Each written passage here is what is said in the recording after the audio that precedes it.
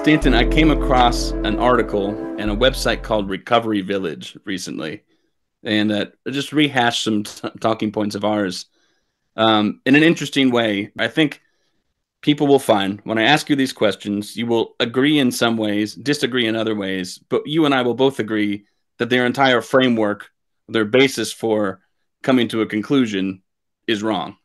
It's not the right way to be thinking about it. And the article had to do with allowing teens to drink, period, I guess. There were a few claims made, and I think it's based on a question somebody asked to the website that was saying, is it okay to let my teen drink at home? Because after all, they're safer at home.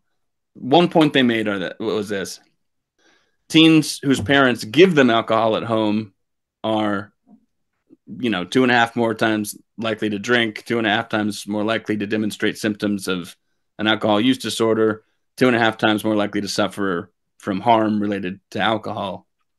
And so there's a bigger picture to respond to, and then there's that little statistic to respond to, and I'll let you take it any order you'd like.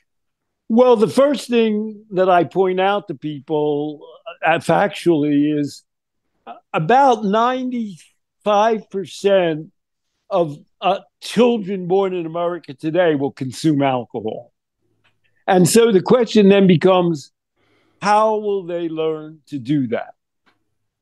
And, a simple question to ask is, do you think they're going to learn that in a fraternity? Or like if they go into the military? Can you imagine any alternative way? So it's not a question of, will my child drink? The question is, how and where will he or she learn to drink? And let's assume that the ask is, well, your kid, it's against the law, so your kids should drink when they're 21, and the way that they'll learn is because you will model moderate drinking, and then when they turn 21, snap of the fingers, they'll then drink moderately. So there's a cultural reality that everybody denies. Everybody knows that people drink differently in different cultures. Everybody knows that. If you go to Italy, Portugal, France, or Spain, you don't see drunk people in the street. I happen to know a guy who grew up in Liverpool, and he said the first thing that amazed him when he got to living in Rome was that there were never any drunk people in the street. And then occasionally when there were, they always were Americans. So everybody knows that people in Norway have drunk differently than people in Italy. Why is that, and what are the consequences? In Italy, the town square has a church, and right across from the church, it has a cafe. And virtually every family in Italy goes to church, and then after church, their grandmother, their parents, their little siblings go to the cafe, and they have some wine with whatever meal they're having. So that in those countries, the whole concept that you're drinking something out of sorts doesn't exist. And the biggest joke about that is there was a giant fight where Northern Europeans imposed the drinking age of 18 on Southern Europeans, despite the fact that every measure shows Southern Europeans have fewer drinking problems. They said, well, why don't we do it the bad way? And the only thing that's funny about that is there really is no drinking age in Italy, Spain, or Portugal. And I've tested that. I've taken my daughter, Anna, and if you will go in Portugal for lunch, they bring out a carafe of wine, and they don't check anybody's age. They don't ask anything. Well, it's lunch. You're going to have wine. Are you a human being? And so the possible retort to all of that is, well, we're not in Italy, we're not in Spain. Although people actually move to Spain when they retire, and they'll say, I wanted to have a glass of wine, maybe early in the morning, and I could do that with any kind of guilt. They're aware of that. But you can't, people will say, transpose that into America. And then the question is, Can you transpose it in your own home? Are you able, are you comfortable doing that? And what is the opposite of doing that in your home? So let's jump to what the opposite is. The opposite is a parent who might be considered non judgmental, saying, well, I'm going to let my kids drink. And what I'm going to do is I'm going to buy them booze and they can have a party. And I'm going to make it safe because I'm going to let everybody essentially get drunk in that setting and they'll sleep it off in my home. And they consider that's a harm reduction measure. They can say, well, nobody's going to get hurt, but it's not teaching people to enjoy alcohol in a moderate, overall, value driven way.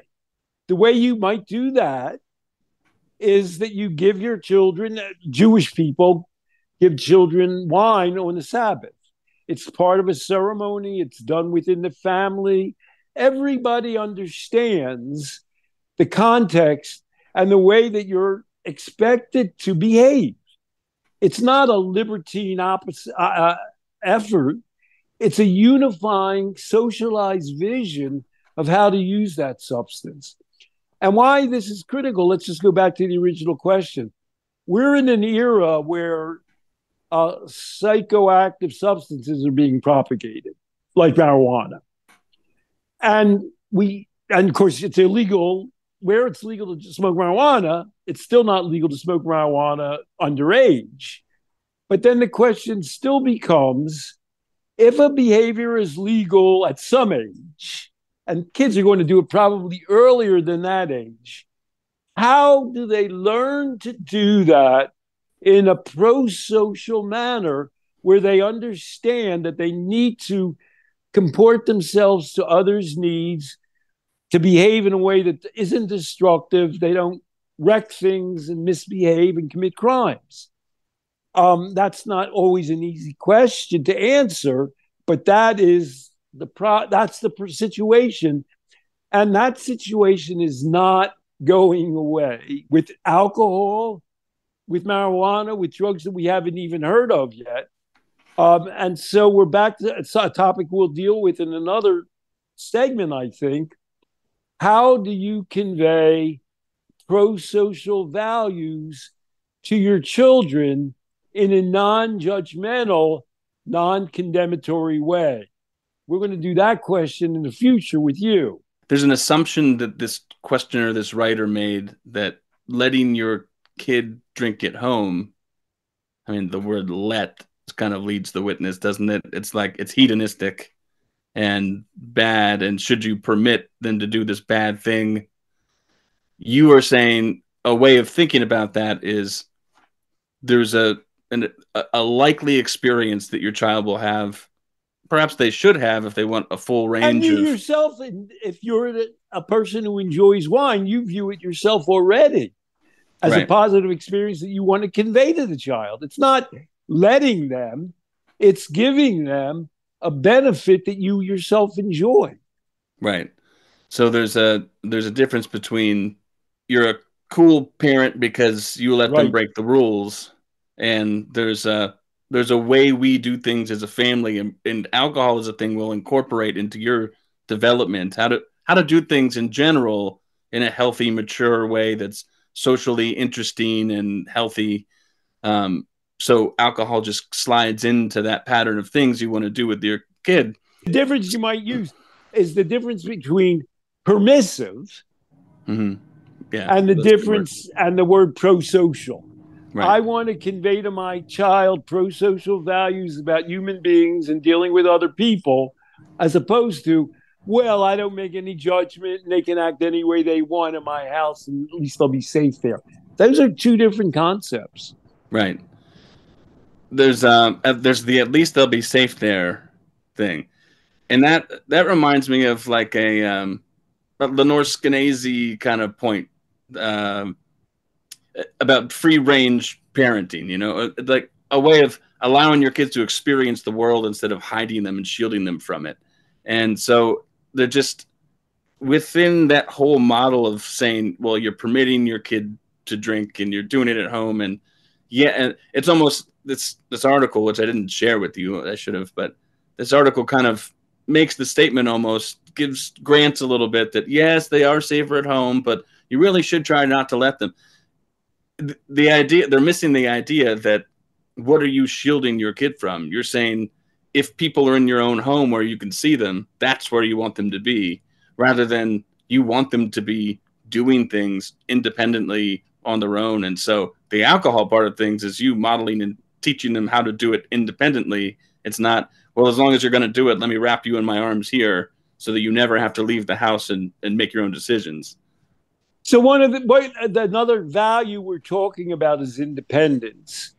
And you've taught them values when they go out of doors. So I know people who, when their child is on their own, they'll tag buildings. And when the kids are arrested, the parent will say, oh, forget that. The police are so stupid. I don't mind that.